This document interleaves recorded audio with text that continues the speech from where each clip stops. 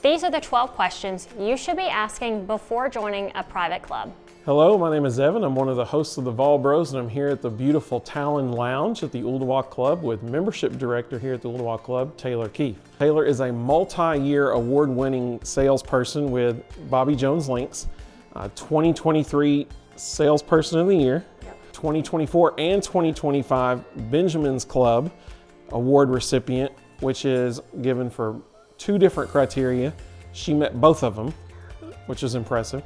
So you know what you're doing here, right? Like if you're an expert in this field, you know these questions. If anybody will know the answer, it's you.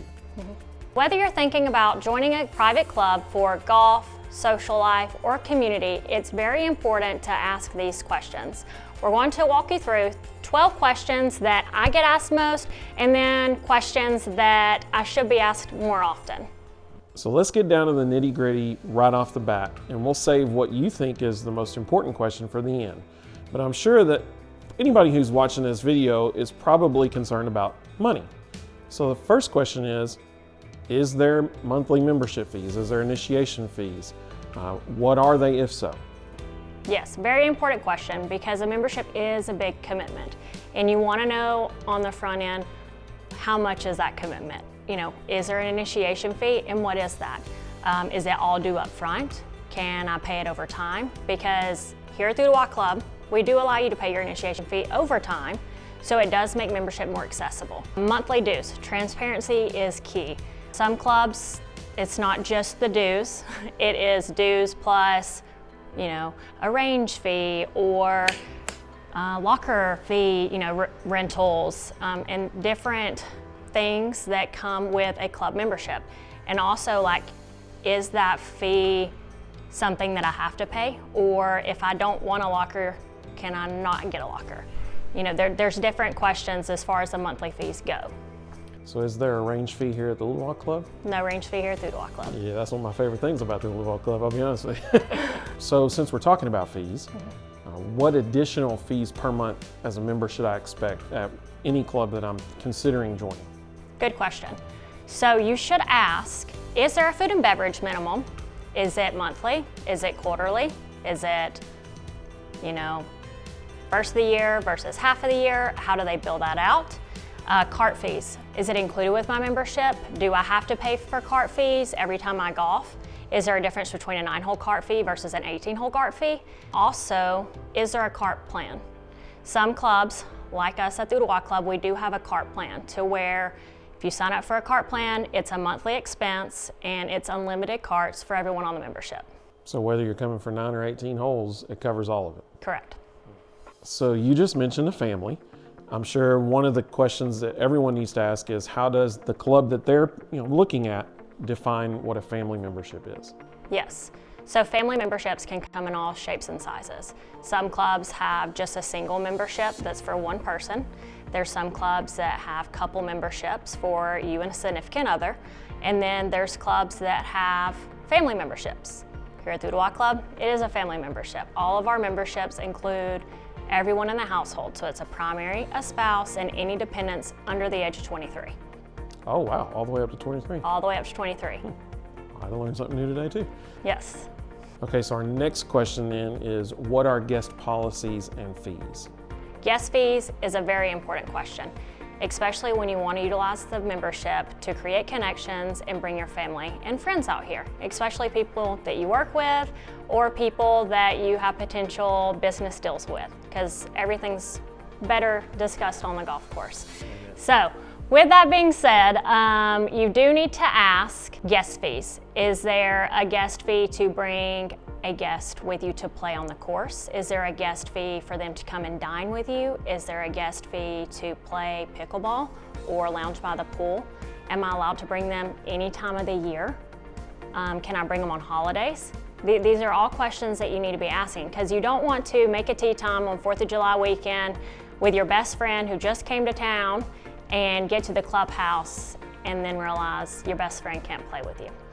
Nothing is worse than that feeling. So be sure to ask what the guest fees are and if there's any stipulations of when you can bring your guest. So we've been talking a lot about money, and that's not fun. Let's talk about some fun stuff. Yeah. What do people get with that money? What benefits does a member receive?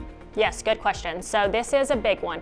As far as a member, what all comes with the membership beyond what your dues are paying for with unlimited greens fees and range balls and all the access of it? What goes beyond the access, beyond the course? Here at the Ooltewah Club, we do have reciprocal benefits through the Links to Golf Network. If you're a golf member here, there are over 850 courses worldwide that you can play at. And some of these may be a discounted greens fee. It could be just the option to get on the course because it is as I would call a bucket list course to play. And so it's fun to kind of see the benefits that you get within that. Also, if you are a member, sometimes you get perks in the pro shop, like a percentage off polos and soft goods. So obviously that is an important question to ask because you need to know what the perks are of your membership. Speaking of the bang for our buck and what we get for our money, the sixth question that Taylor says that every person who's watching this video should be asking of the prospective club is what practice areas and amenities are available. Yes, it is an important question because if you are joining for golf, where are you going to practice? You need practice facilities, so you need to know how many practice facilities there are. Is there a putting green? Is there a designated chipping green? Or can you chip on that putting green? Is there a range? Is it a full range? Is it a limited range? Also, what other amenities are there? Is there a pool? What size is the pool? Is there things for my kids? Is there a racket court? Can I play tennis? Is there a tennis instructor? Do you do pickleball? Is the pool open year round? Yes, is the pool open year round? Is it heated? What are the hours of that? What are the amenities that come with the membership? Also, is there an awesome simulator that you can play on? Here at the Ooltewah Club, we do have a simulator, so it doesn't matter what the weather is outside, you can always play golf, and not just golf. If you want to play basketball, zombie dodgeball, anything like that, you can play on the sim. So you just mentioned golf, obviously an important factor for a lot of people in what club to join. So our seventh question that we think everybody should ask, well, not mine, Taylor, she's the expert. The seventh question is, how do I make a tee time? How do I access the course? Good question. So most clubs you can access making a tee time online, whether that's through the website or through the app. It's always an option to be able to call your club, but it's good to ask, how far in advance can you make a tee time? Can I make it 7 days in advance? Can I make it 14 days in advance? Is it only 3 days in advance? How many leagues are playing? Can I play in the morning, or is there a league that plays every morning at the same time so it doesn't allow me as a new joining member to be able to play?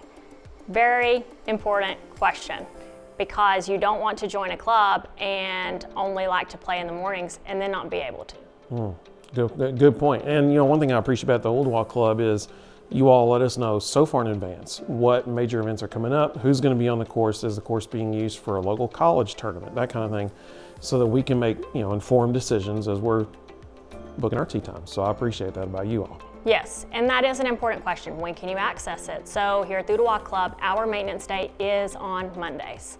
So on Mondays, we do try to host outside tournaments. The reason why we host outside tournaments is because it helps generate extra revenue for the club, but also it keeps the dues low by doing so. Well, since you just mentioned maintenance days, the eighth question for people to ask whatever club you're thinking about joining is, what are facility hours and operating days, that kind of thing? Yes, important question. And here in the South, obviously we're open all year. So there's no time where we close the course for winter. Yes, there are some certain days where it might be a little bit too cold, so we will cover the greens, have a temporary green, but there's still access to the course. But what does that look like in the summer? How many times do you aerify?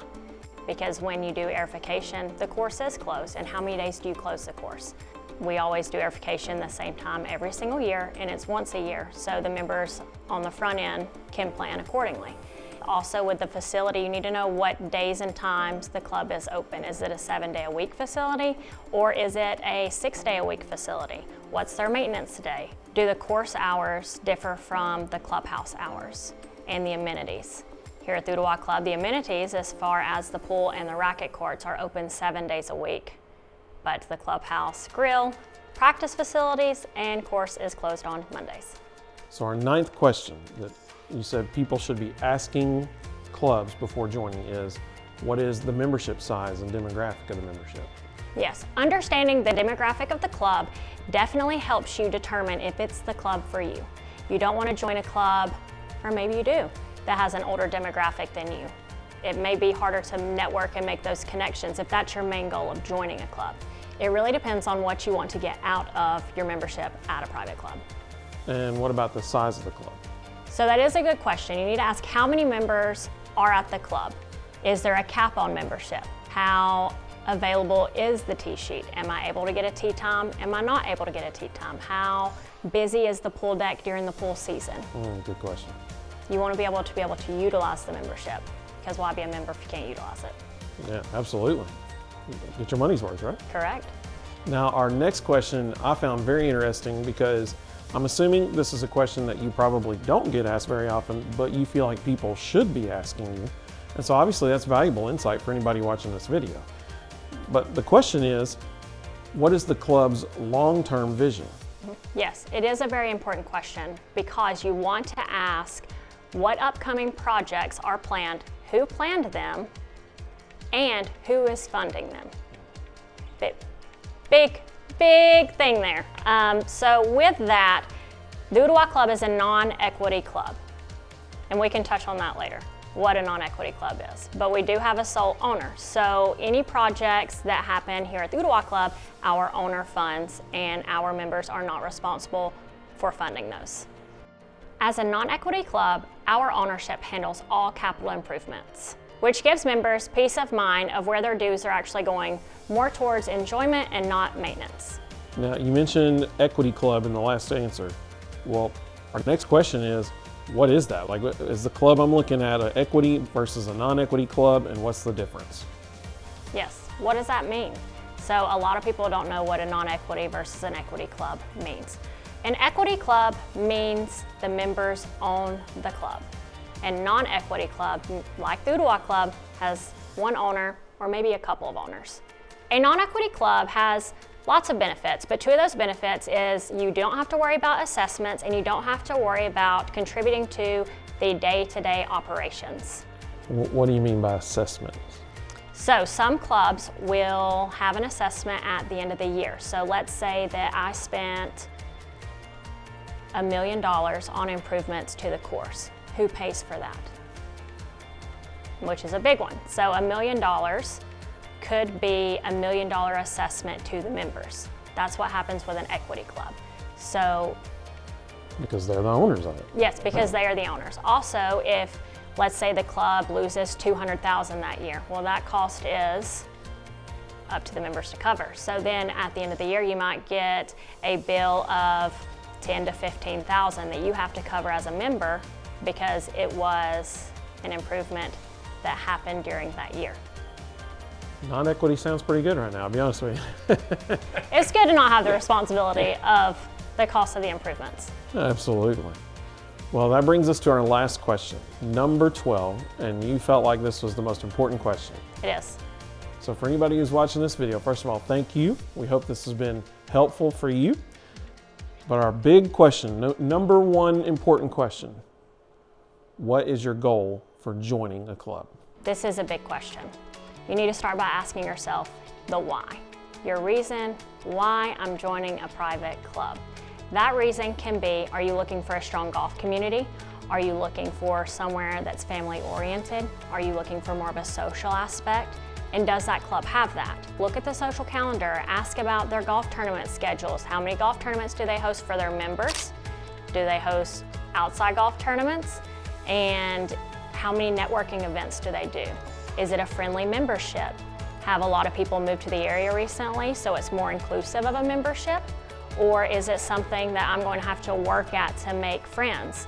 As a membership director, I like to introduce our new members to old members, so it helps bridge that gap within the relationship. So you can start off by having a friend when you start out at the club, because nothing is worse than paying all this money and then walking into a club and knowing no one but me.